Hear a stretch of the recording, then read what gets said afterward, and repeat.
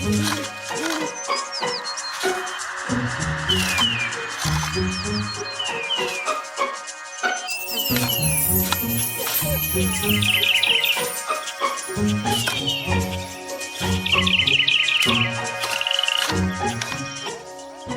to the Plant a Trillion Trees podcast. I'm Eva Monheim.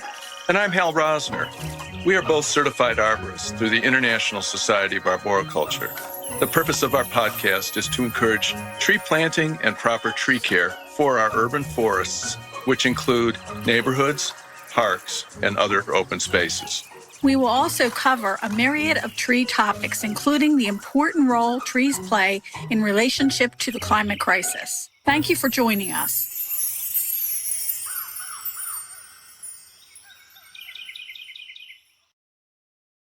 Verdant Earth Educators provides dynamic in-person training and online learning opportunities for environmental and horticultural businesses. Owned by ISA-certified arborists and former university faculty, the Verdant Earth Educator team provides consultations on tree care and recommends climate-resilient opportunities for your valued green spaces. Verdant Earth Educators is all about seeding knowledge for success. Find Verdant Earth Educators at verdanteartheducators.com. Monheim Microphones designs and handcrafts top-tier studio microphones and preamps right here in the United States in Hollywood, California. Their incredible line of innovative microphones and designs are used around the world by everyone from podcasters to top-charting record producers and singers. Monheim Microphones, unparalleled excellence. MonheimMicrophones.com. The Urban Wood Network gives people strength in numbers and a collective voice to showcase the growing environmental impact of an industry like urban wood utilization. This is really critical in a world where resource recovery and carbon storage benefits can go a long way to meet the needs of climate sustainability goals of cities, businesses, and consumers. Contact us at urbanwoodnetwork.org. This podcast is being recorded on February 21st, 2025. Katherine Mills, General Manager for Munstead Wood, is an experienced heritage professional with 14 years in the National Trust. Having run some of the charity's most significant and popular properties, including Nymans in West Sussex and Polesden Lacey in Surrey, UK, Katherine was responsible for the final purchase and acquisition of Munstead Wood in April of 2023. Since acquiring the property, Katherine has recruited a team of individuals to care for the house and garden, as well as develop plans for restoring Gertrude Jekyll's home, providing future access and securing its long-term future. Welcome to the Plant a Trillion Trees podcast, Katherine. We're delighted that you could be with us today. I'm absolutely delighted to be here. Thank you for having me. Katherine, tell us a little bit about yourselves, or yourself. I'm assuming there's just one of you. There is just one of me. Sometimes I wish there were two, but there is just one of me. Well, goodness, let me see. I've been working in the National Trust for about 14 years now. I've always wanted to work for the National Trust. I became a life member in sort of when I was at university, and very non-typical student, spent most of my time visiting castles and big landscapes, and actually had a career in fashion before I moved to the National Trust. But one day this serendipitous moment came up where they wanted a commercial manager. And I thought, I can do that. And so I finally got into the National Trust and worked for them for a number of years. And before I knew it, I was running this fabulous garden down in West Sussex called Nymans, which, if you've never been, it's absolutely glorious. And I couldn't really believe my luck. And I thought, this is for me. This is what I want to do with the rest of my life. And from Nymans, I went on to run Polesden Lacey in Surrey, which is a quite extensive sort of 1,500-acre estate with this glorious sort of country house villa in the middle with a fantastic art collection and a lovely rose garden and so on. And I did that for about 7 years. So, yeah, I'm sort of living my best life, really, working in gardens and heritage, which is wonderful. And tell us about the National Trust, because I have a feeling a lot of our listeners may not be familiar with how that works in the United Kingdom. So the National Trust was founded in 1895 by three courageous souls who were really concerned about the increasing industrialisation that was happening in our cities, the loss of green space and the loss of our landscape. And so they formed the National Trust as a charity. And in its first instance, it was about protecting green spaces, and in particular, protecting them for city dwellers and for people. But since then, we've gone on to expand. We're now the largest conservation charity in Europe. We have over 55,000 staff and volunteers who work for us, 5.4 million members. We look after 620,000 acres of land, 700 and something acres of coastline, miles of coastline. We have over 500 historic properties that we care for and over 1 million objects and works of art. So it's an extraordinary organisation because the breadth of our history is phenomenal. That is incredible. And I want to tell the audience about how I met you. One of our friends, Jenny Rose Carey from Northview here at Ambler, Pennsylvania, had you come to her house and introduce you to a group of people who were passionate about gardening and passionate about the UK and the US and the influences that each have had on each other. And I was just so taken back by your presentation and your team's presentation. And now I understand you're fashion conscious because I was like, wow, does she have a really interesting outfit? I love it. And it was just so like eye-popping. And I said, well, we have to have you on our podcast because there's so much to share about Munstead Wood that our listeners might not know about. And of course, Gertrude Jekyll. So can you give us a little bit of background about who Gertrude Jekyll was, what her influences were in the UK, but also very, very important here in the US?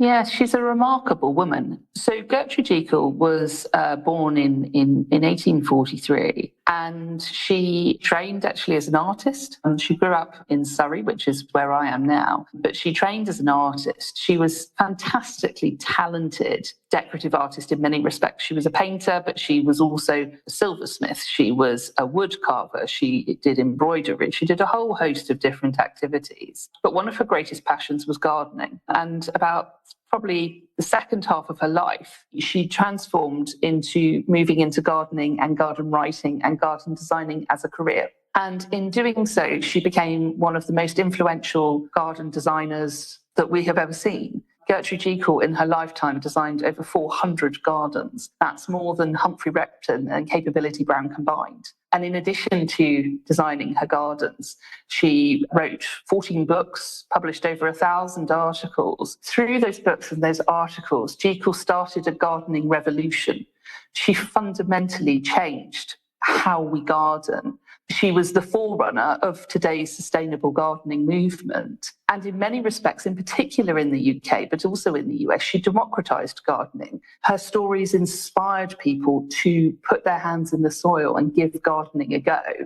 And I would argue that there is no other designer has had such a significant impact on our landscape. And she did all of this from 15 acres in Surrey, which is quite extraordinary. Her reach was international. So her first book, Wood and Garden, was published simultaneously in London and New York. She wrote for international articles. So I know she did published works for the Garden Club of America, for example, but she also had articles published in Europe. And on top of that, actually, many of her books, many of her articles also went as far as Oceania. So there are examples of Gertrude Jekyll influencing gardens in Australia, let alone North America and Europe as well. And she did all of this in the second half of her life. She was 56 when Wood and Garden was published. And for 33 years was just this extraordinary powerhouse of creativity, influence, energy, and fantastic communication. I think we need more Gertrude Jekylls in this world, in short. You were saying about Gertrude Jekyll and her second half of her life and the 400 gardens that she designed. You know, most people don't realize that designers can design a garden, but it doesn't mean it gets installed. And, you know, some designers are very famous and only 2 of their gardens ever get installed. And they could have designed 20 or 30 or 40 or 50 of them. And it's because they're too expensive or people change their mind. And I do know that most of Gertrude Jekyll's, if not all of them, were installed. Yeah, she was extraordinarily successful, I think for a number of reasons. There is the odd garden that perhaps was never fully completed. Certainly that is the case with one of the gardens she designed in the US. But I think the key difference with Gertrude Jekyll is not only was she a garden designer, but she was also a highly successful gardener. And so she really understood right plant, right place, positioning.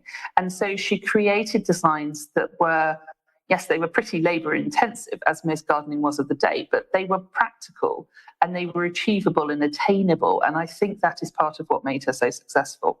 How did she work in terms of delivering drawings? In other words, was she over a drawing board putting her designs together on drafting paper, or what do you know about that? Yeah, so actually one of the interesting things about the National Trust acquiring Munstead Wood is that we have been able to throw a lot of energy into starting to research and understand Miss Jekyll a little bit more. And one of the most profitable pieces of work that we've done this year is sending our curator to the University of California, Berkeley, where remarkably that is where the bulk of the Jekyll plans and archive actually sit, thanks to Beatrix Farrand, who placed them there a number of years ago. And there you can see Gertrude Jekyll's garden designs. And yeah, they are those big plans that she would have used on a drawing board. And what you also have there is her correspondence around some gardens. So Miss Jekyll didn't visit all of the gardens that she designed, particularly as she got later in life. So all of that,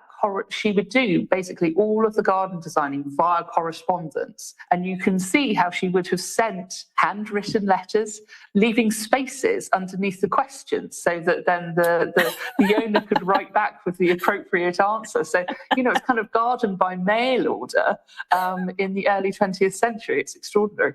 That's really fascinating. And the idea that California, some university in California, was fortuitous enough to collect them all. But when I see her drawings and I met Pete Rudolph, I could see her inspiration in Pete Rudolph's work. I mean, it's just very similar. And he's come to life in this new century, the 21st century. And you could see that he has gathered a lot of her skills that she had herself, but from a different country, Netherlands. Well, I think there is something about her practice and her principles translate really well. I know somebody at the moment is actually doing a PhD on the importance of the garden plan and the garden design. And she's been looking into, Miss Jekyll's approach to designing gardens. I think what's really significant about Jekyll's garden planning and the drawings that she did is, in many respects, that is what has enabled her gardens to survive. Because, well, barely a handful actually have. The ones that have broadly been restored by their owners. And the reason that they're able to do that is because she did such fantastic detailed plans. And even our head gardener at Munstead Wood, Annabelle, who's been here over 20 years and is wonderful, she will sit with Jekyll's plan of the 200-foot herbaceous border and map out exactly where she's planting everything for the year ahead. So those plans are fundamental to sort of Miss Jekyll's approach, and it's enabled her gardens to survive. And I think that that's really part of the art of being able to translate. It's like the art becomes writing, and the writing can be read. And if it's easily read, it can be installed. Where sometimes the designs are not easy to discern, or plant materials that aren't understandable. Some of them might not translate well and won't give you the same visual. But I do know Beatrix Farrand was very good friends with her. And at the university where I taught, at Temple University, at the Ambler campus, we had a garden designed by Beatrix Farrand, which I see Gertrude Jekyll in every time I would teach. I could see her influence. And then, of course, other people's influences over that. But it's it's an emotional feeling that you get when you see one of the gardens that she influenced or designed herself, because of the color palette and her art background and the idea of texture and movement. All of that is so critical for what she did. And I think that that's what really captivated a lot of people, because it's something that nobody had ever seen before. It's an interesting one in terms of Miss Jekyll coming to perhaps professionally design gardens later in her life, is that she had this incredible wealth of background of being an artist. And those life experiences and the time practicing, doing gardening herself really helped to make her the successful garden designer that she was. There's no question that if she hadn't had the knowledge of colour theory, the understanding of texture, form, shape, composition, she would never have been such a good garden designer. That all came from her artistic background. And so I think that does help make her the person that she was. And her influence is remarkable. Beatrix Fownes, I think, came to Munstead Wood in 1895. Of course, Miss Jekyll was great friends with Louisa King, and in fact wrote many of the forewords to Mrs. King's books. Winterthur Garden has got some influence of Miss Jekyll in it as well. But as you say, even contemporary designers are influenced by her. If you look at, for example, Cloud Hill Garden in Australia, its maker says that Jekyll is one of his key influences. So she has an ability to cross decades, to cross generations, in fact. And I think that's what's actually very interesting about the garden at Munstead Wood. If you came here and you didn't know Gertrude Jekyll, you didn't know it was a historic garden, you would think it was a completely contemporary garden. It's got architectural plants, it's got the herbaceous perennials that we know and love. But actually it was designed almost 130 years ago. That's impressive. Dunbarton Oaks, I think, is one that she did here in the Washington, D.C. area. And that garden, every time I go there, it's like, I kind of get the goosebumps, Maybe not all of the plants are true to her designs, but the idea that she created, and you could see the textures, and because I like literature and I've got my degree in literature, but I have my degree in art, I always think that reading the landscape is like reading a book. And you could understand when someone is a designer like her, you can see how complex and yet how simple in some ways her designs were. And she made her reading of the landscape for anyone to read it and to feel comfortable reading it. I think that is part of her success, because when Jekyll talks about herself, she calls herself a working amateur. And the way she writes is incredibly accessible and actually deeply practical. Jekyll says, if you want to learn how to dig a hole, don't ask me, go and watch someone and then dig it yourself. You'll learn. And so there's a no-nonsense encouragement within her writing that just says, just give it a try. If you break it, don't worry. Break it again, and you'll get better, and you'll learn. And I think, she says a garden is a great teacher. I think that's a really good way of looking at it. I think she encouraged people to just give it a go. And I think because of that, when you look at Jekyll's appeal, she didn't just appeal to professional horticultural people. She didn't just appeal to the elite who had, 400 acres. Jekyll said, whatever piece of land you've got, you can make a garden. And so her influence is far more than the 400 gardens she designed. Gertrude Jekyll's probably in every garden in England, certainly, and people don't even realise, because she has just influenced our approach so much through this very sort of relaxed, informal, easy conversational style with which she writes. Eva, I want to just jump back. Who is Beatrix? Beatrix Fownes was the very first landscape architect here in the United States. And she was very good friends with Gertrude Jekyll. And they would send letters back and forth to one another and talk about plant palettes and the design of things. And there was a lot of back and forth between the two women.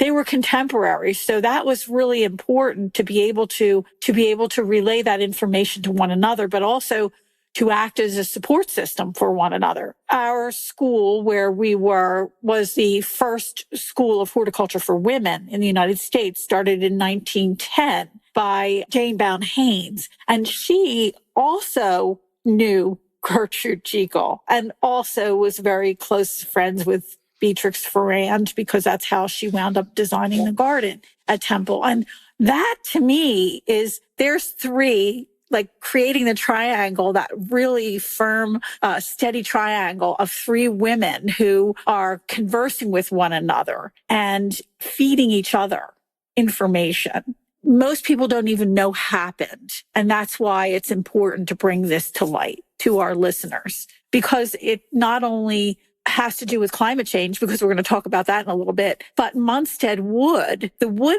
part of it, is critical for us here because the women were influenced to build a woodland garden behind the garden that Beatrix Fran designed. And I believe that that garden was influenced by Gertrude Jekyll.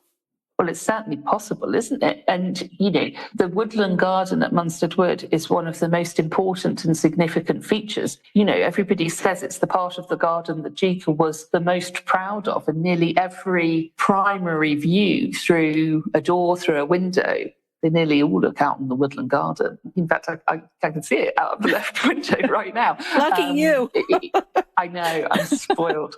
And I think there's a slight difference between her and William Robinson, because, of course, he was a great believer in wild gardening and woodland gardening, but his style of communication was a little harder to swallow. And Gertrude Jekyll just made one think that, yeah, we can do it, we can make it happen. And I think that's a key measure of her success. I want to make sure we get a little information from you, Katherine, on how it works for international visitors to come and see some of these gardens with the National Trust. How does that work? So the first thing to say is that, particularly for Munstead Wood, we're not open yet. So we're very, very new property to the National Trust. Oh, okay. We only bought Munstead Wood in 2023. And so we are still figuring out how we open it. So from that perspective, people will just have to bear with me. But for the rest of the National Trust, every property has a web page, and every region has a web page. So if you're coming to the UK to visit, you can just simply go on to thenationaltrust.org.uk, and from there you can click on places to visit, and you can just zoom in on the county or the area that you want to visit. You can filter by if you just want gardens, which why wouldn't you? You can just pull out the great gardens, and we have so much. So the National Trust cares for over 220 historic gardens spanning 500 years of history across England, Wales and Northern Ireland. So everything from Bodnant through to Powys Castle through to Sissinghurst, or, we've got some of the greatest gardens that the United Kingdom has to offer. So you will be spoilt for choice.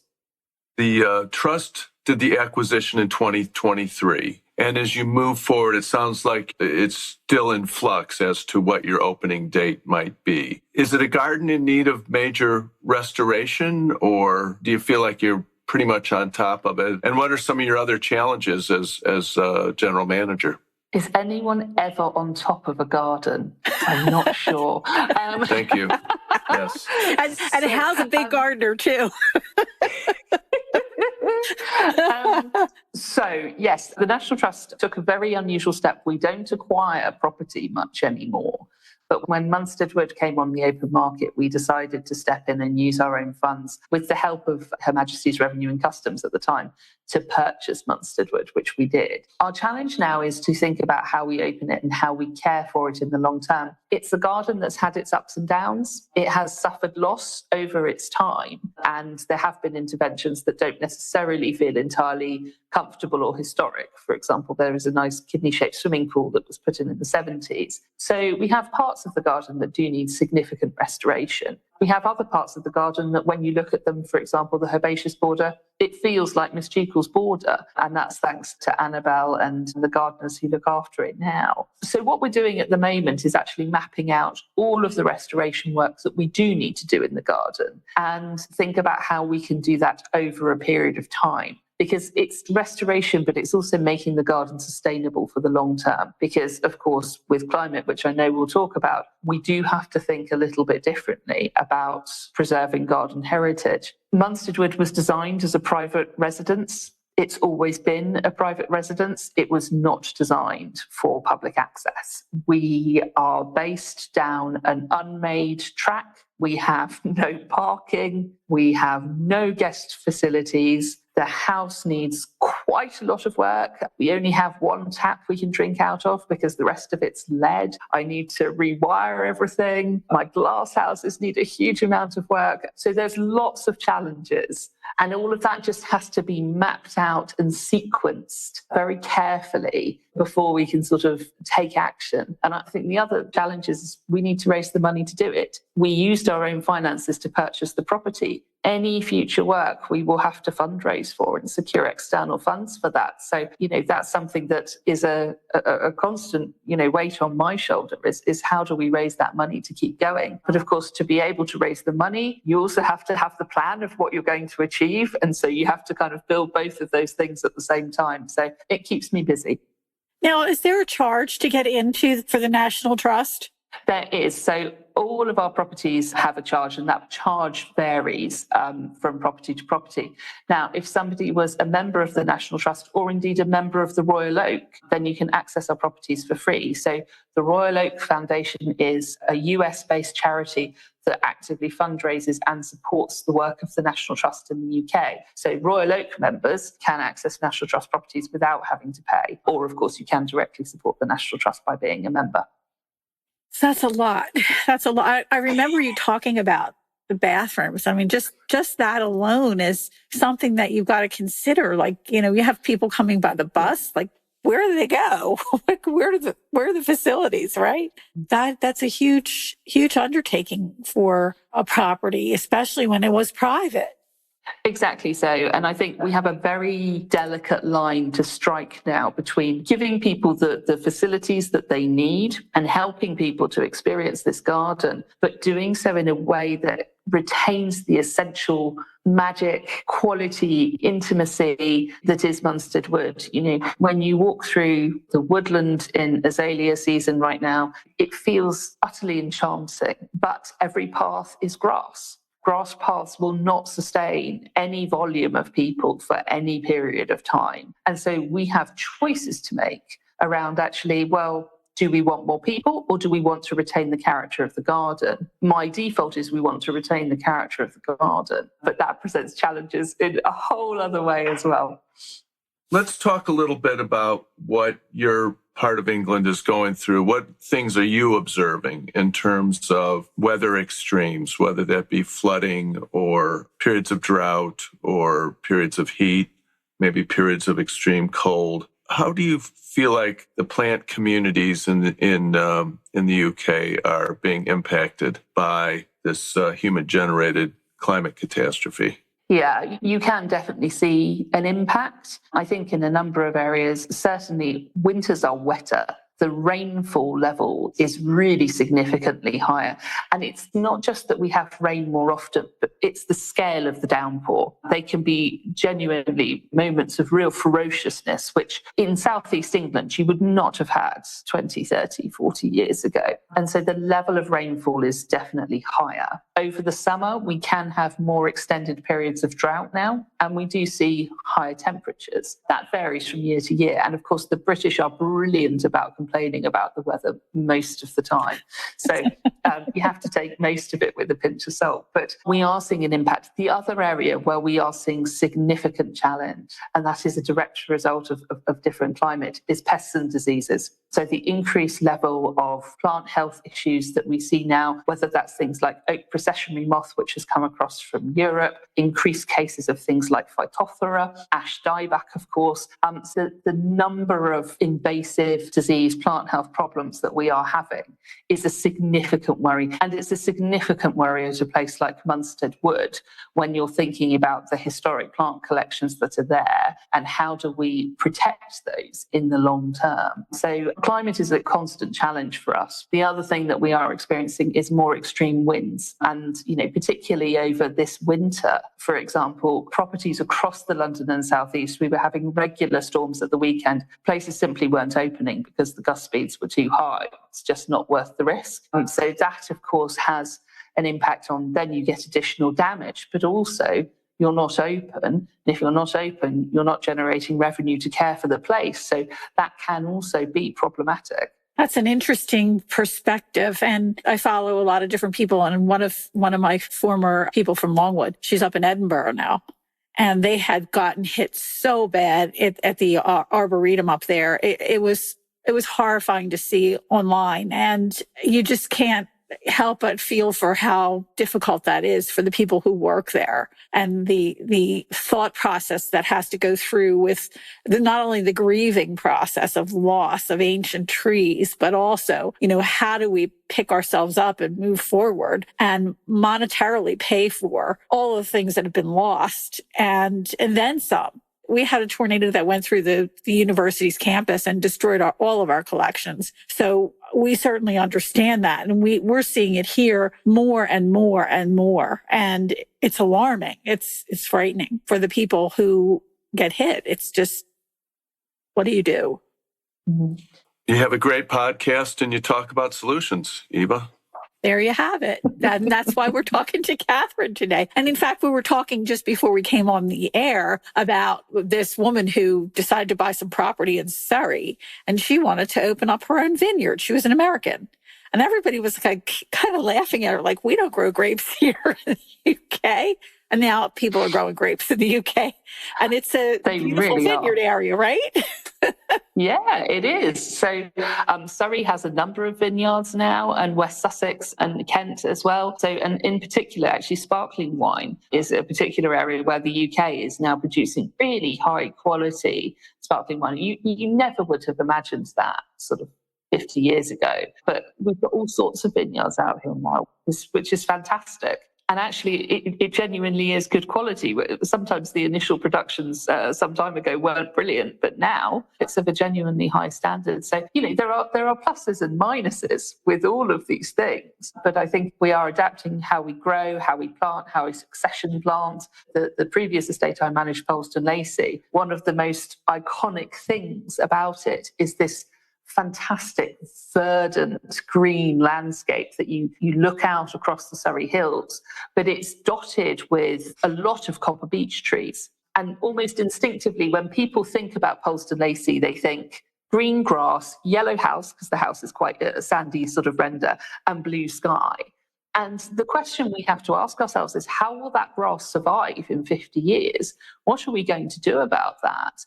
And even now, taking a step away from perhaps succession planting more copper beech and planting something that can cope better with today's climate, we have this balance to strike between preserving what we consider to be a very precious historic landscape, but also thinking, well, we just need to be practical. If it's not going to grow, there's just no point in doing it. So I think it's a really knotty problem to try and solve for people.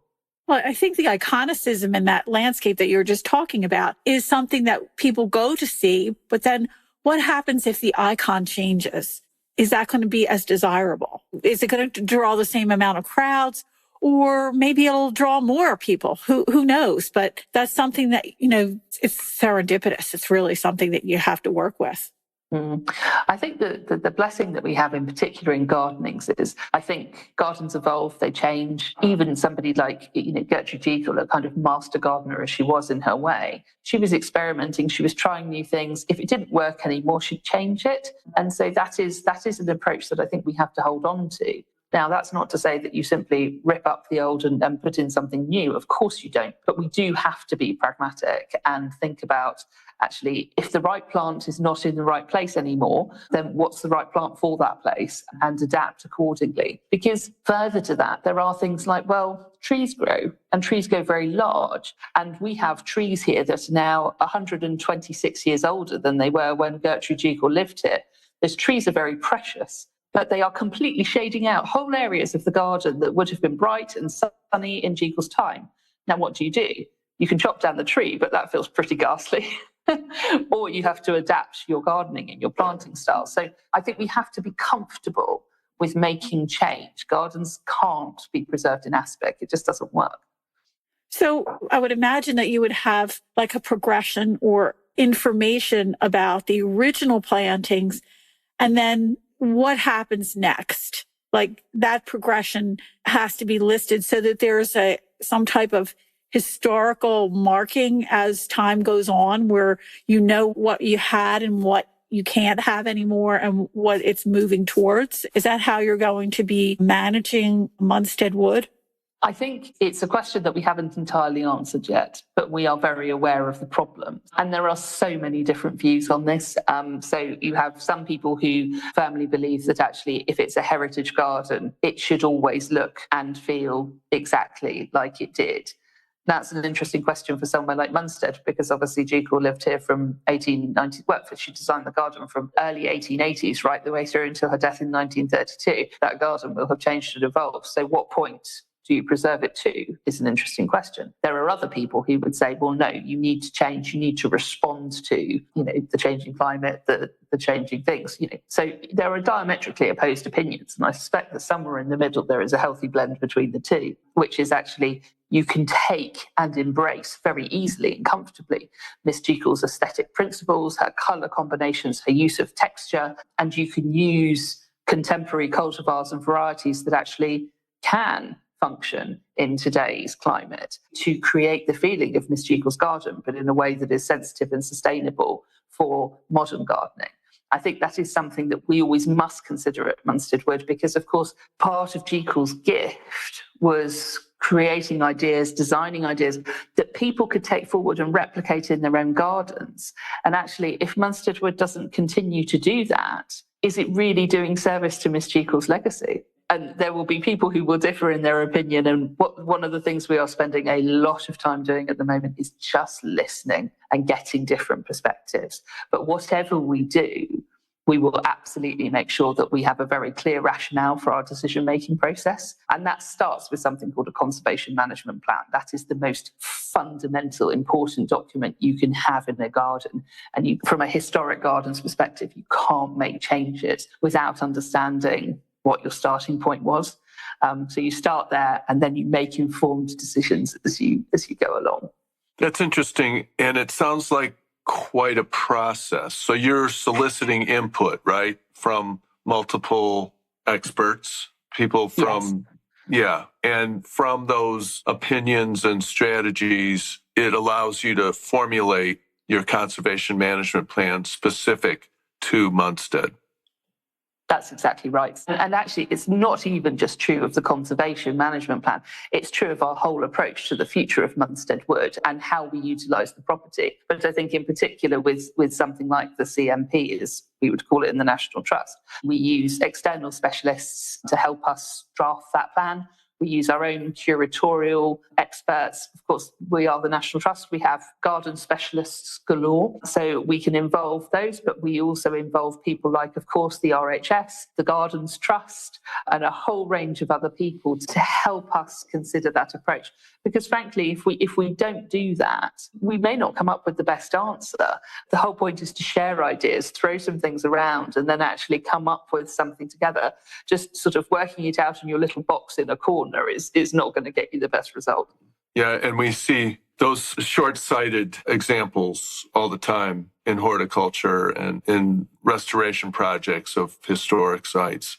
This is broad, but are you able to use technology in any fashion, or is it mostly, I'm trying to visualize, what a conservation management plan ultimately looks like. It's going to be anecdotal and I don't want to say text heavy, but the final product is going to, as you mentioned a few minutes ago, the 135-year-old tree that is shading a substantial, that historic tree is going to get the proper attention and not, as you say, get chopped down so that her garden can be restored to like it looked on day one 100 years ago.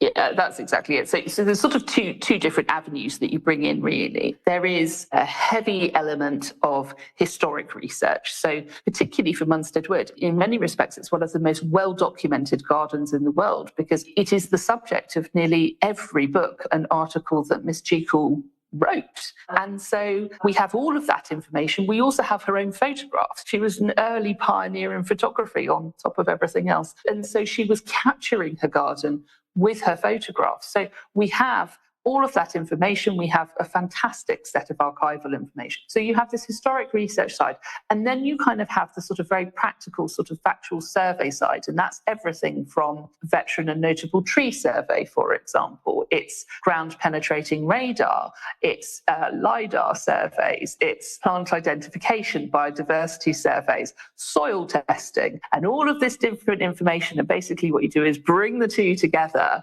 with lots of clever people, and then yes, you end up with a very heavy going, quite robust document that helps to articulate all of these different things. And what you do from that is you create something called a garden management plan. And that management plan is then the practical application in stages of the conservation management plan. So it's a huge undertaking. Yeah, and let's face it, we're probably a year away from AI generating the exact answer that Gertrude Jekyll would give us anyway. You'll just be able to ask her, and maybe we will. She can give you an opinion on whether you're doing it right. Sometimes I feel like Annabelle, our head gardener, might be Gertrude Jekyll reincarnated anyway. So I do have that as an amazing resource. And sometimes I feel she's sitting on my shoulder, just keeping an eye to make sure we do it well. Oh, and I thought we were interviewing Gertrude Jekyll in real time. You know what I have to say? When I was studying in the UK, one of the things that I learned, which I will never, ever forget, is learning how to do a landscape management plan. Because here in the United States, we didn't have them. Going back to 2000, 2001, when I was studying with Richard Bisgrove and some of the wonderful conservationists there in the UK, I felt like this was like a gold standard. The landscape management plan is what drives the actual drawing and tells people what it's going to cost to actually manage that landscape. If it costs too much to manage, you can't install it. And that to me made perfect sense. And it was almost like the whole coin was shined up and I could understand it because it was that clear. And I think that when you talk about your conservation management plan, that's brilliant because that's going to take you so far, and understanding how land has changed, how your trees have changed over time. And of course, Hal and I are arborists, so I have to say that. I have to give our plugs there, but we don't ever want to see a tree come down if it doesn't have to. And when you do a conservation management plan, you allow yourself the time that it takes for that tree to get established, where a lot of people don't even think of that. Oh, well, let's get rid of it and we're going to start over and have a clean slate. And there was a swimming pool, kidney-shaped swimming pool, as you were saying, that somebody put in because they wanted to keep cool because it got hotter in the southern part of England, right? But, that doesn't belong. Well, there are different opinions even on that. Yes. So, the swimming pool is part of the garden's history now in a strange way. Right. I'm not going to say it's the most sightly thing I've ever seen. It's not. It's water habitat that we wouldn't have in a different way, I suppose. That's right. So these are the questions that we have to be able to answer. And I think it would be very easy to just go, yep, rip it out, get rid of it, fill it in, carry on. But actually, when you're thinking about a place forever, and of course, that is what the National Trust is. It's nature, beauty, history for everyone, forever. You need to take the long game and you need to consider the long approach. And so we moved very quickly in our land to acquire Munstead Wood because we wanted to save it. Now we need to take the time to ensure that we can be good custodians of it for forever, in perpetuity. And sometimes that does mean moving slower because you're thinking your way through it. And sometimes it leads to perhaps decisions that you wouldn't necessarily have expected in the first instance. Who knows when it comes to the swimming pool, but certainly with many other things. When you're looking at it for 100, 200, 300, 400 years, your approach is different to if you think you're going to care for something for 15 or 20 and then change it. Yeah, and I was thinking about California and the fires, and the people who had swimming pools were able to use them to put out the fires on their houses. And I'm thinking, well, if you don't have a lake or a large body of water near Munstead Wood, well, there it is. There's your safety net. That's the kind of thing that you have to think about too, when you might just be making a quick decision about something when you really can't. Like you said, you have to take the time and think through and ponder, because growing a tree doesn't happen overnight. And that pondering or that growing of that tree over time is a good example of why you need to take the time to put a plan together. Planting a tree, I think, is a really interesting thing. And I think about that when I think about people like Miss Jekyll, but also people like Capability Brown. Planting a tree is then believing in tomorrow, because that you're going to plant it, but you'll never see it flourish. That will happen generations later. And what a wonderful thing that is. And I think there's a great sort of heroism and courageousness in people who choose to plant trees and then, doing it not for themselves, but basically for other people. And so, yeah, you have to be considered. That's a really important part of what we do. And yeah, you know, there's a Spanish chestnut in the garden at Munstead Wood now that is over 350 years old. And it's a treasure. It's an absolute treasure. There are moments, I think, when the team curse it, when they're clearing up all of the leaves underneath it. But actually, it is the most majestic, beautiful thing. And that deserves to be celebrated in its own right.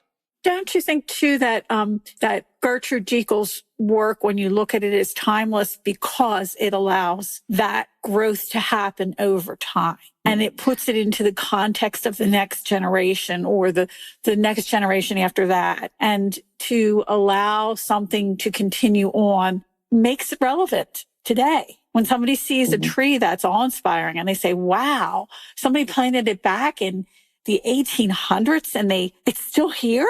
How did that happen, right?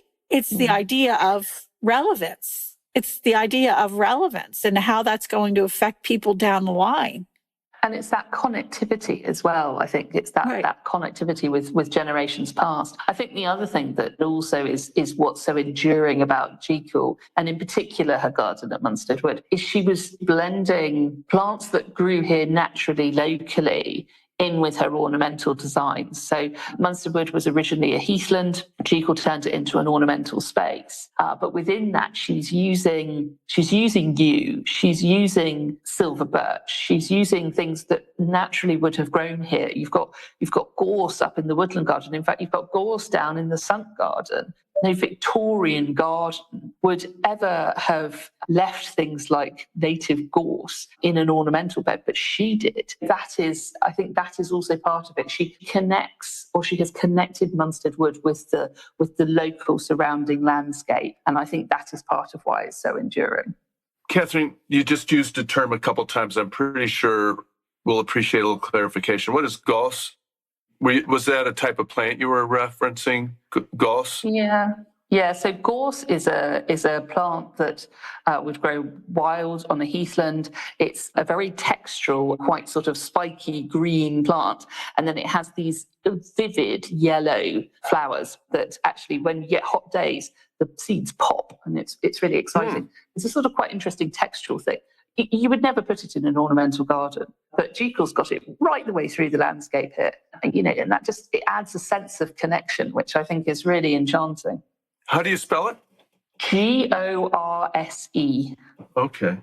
We sometimes call it broom, a broom. Oh, okay, got broom. it. Yes. And it gets a fluorescent yellow flower that has a fragrance. It's in the pea family. It has a wonderful fragrance to it. And that's the other thing that, you know, not everybody realizes, that some places have more of a fragrance that is memorable than other places that don't have something that's fragrant or something that's distinctive in fragrance, because fragrance being one of our earliest or primitive memory triggers. That to me, oh my gosh, every time I smell bloom, I think of England. I mean, just, oh my gosh, it takes me right back.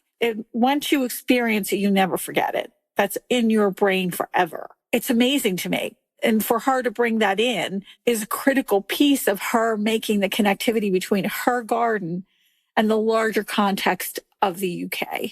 Her bringing the UK into her garden rather than walling it off from her garden, which happens so frequently that the garden doesn't look like it belongs to that area at all, where she brings that in and makes that feel like it is also part of the recognition of that area. Yeah, I mean, she even did that. She even did it with the house. So even the house here, even though it's a comparatively modern house for the UK, she specifically asked Lutyens, the architect, to design it in a way that it felt like it had always been here. It's rooted within the landscape. This is a landscape that Jekyll loved. And so she wanted her home, her garden, to sit seamlessly within it. And I think she has achieved that very beautifully. You had said before we started recording, Katherine, that Miss Jekyll seemed to have a sense of, before anyone else, about sustainable gardening practices. Can we touch on a couple of those things? Yeah, of course. So I think one of the key things with Jekyll was about working with nature, particularly in sort of gardens of the mid to late Victorian period. They sort of ribbon bedding schemes where you were planting plants every year. Plants were completely under the control of the head gardener, and they would do as they were jolly well told. Miss Jekyll wasn't like that at all. So she is looking to plant things that will thrive in the environment she's in. So she has a very dry, sandy soil here. She chooses plants that will respond to that accordingly. She's not looking to have bedding schemes that you have to repeat and repeat and repeat. She's doing things in a much more sensitive and considered way. She's experimenting with things like leaf mould and compost making. Her lawn here is not what we might think of as a typical sort of Victorian striped lawn. Her lawn had a mixture of wild flowers and heath within it. So she had something that was far more resilient than perhaps your typical sort of perfectly striped green grass. So she was just thinking about things in a different way. And a lot of those principles, I feel like we're almost going back to now, probably in a slightly more sophisticated and more intentional way. But that whole kind of careful, I think she talks about careful watchfulness, delightful observation, and sort of just taking a very considered approach to how she gardened. And I think that is something we can certainly learn from. Did you ever get a sense, or it sounds like this would be a question for Annabelle, but we don't want to interrupt her, her favorite tree? It's got to be the silver birch. It's so prevalent here, and it's a tree that would have grown locally and very naturally. And she talks about it extensively, or she writes about it extensively. She loves the fact that it sort of stands out so beautifully against the dark green backdrop that is yew and laurel and rhododendron within the garden. And almost every vista, almost every view here has a silver birch in it of some description. So that is undoubtedly the one that we think she favoured the most. Do you think silver birch is holding up okay with some of the climate issues we talked about a minute ago? It's a really good question. So they're doing okay at the moment. Silver birch don't tend to be very long-lived. So you're constantly succession planting them because they grow quite rapidly and then they start to fail after about 80 years or so. So, they're never going to hang around for long. It is a question for us in the long term, and it's one that we're going to have to find an answer to. Will they still survive? At the moment, touch wood, they're doing okay. It's not like things like the ash and the oak where we're having serious disease issues. Right, but it is one we'll have to keep an eye on. Yeah. Well, we have to also ask you, what is your favorite tree? So I think I would have to say a Davidia tree. So I will confess and say I have a tree in my own garden at home from every garden I've ever managed. And my Davidia tree is from Nymans. So there's a specific Davidia variety called Nymans Sentinel. And I have one in my garden. You know the tree well, obviously, but mostly they tend to be planted in singles. At Nymans in West Sussex, they have a whole glade. And it is the most glorious, magical little part of the garden in May when those creamy white bracts flower. And I was transfixed by it when I first saw it, when I started managing there. So I have my own and I nurture it and love it very much. And yeah, I think that has to be my favourite. So Davidia involucrata, and it is also known as the handkerchief tree. That's right. And it just for our listeners, and we have some at Longwood Gardens and at Winterthur. That the one at Winterthur is I would say the epitome of all handkerchief trees in our region because it's so huge. And it's the first one that I've ever seen. And then of course Longwood has them too now, but wow, it's a wonderful tree. And you're the first one to ever bring that one up. Yes, it's a first. Yes. So congratulations, love to be a trendsetter. Oh my gosh, this was such a fun conversation. And I just hope that you are so smashingly successful with the work that you're doing at Munstead Wood. I can't wait to come and visit someday. Thank you. Yeah, we've got a long way to go, but it has been the most fantastic journey, and I know it will continue to be so. So, I could be here a while. Well, that's been great for me as well. I learned a lot of new stuff, and it was great to keep the name of Gertrude Jekyll alive. And most importantly, that I pronounced it correctly the entire time. Well done, you. Well done, you. And thank you for the opportunity. It's been lovely. It's been lovely to chat, and just share a bit of our mad world over here. Hopefully we can stay in touch, because I want to hear your progress, and maybe we can have you on again to talk about it. Oh, love it. Absolutely. Awesome. Absolutely. Be delighted to. Awesome. Well, take care, and thanks again. Thanks, Katherine. Be Thanks, well. guys. Cheers. Bye. Bye-bye.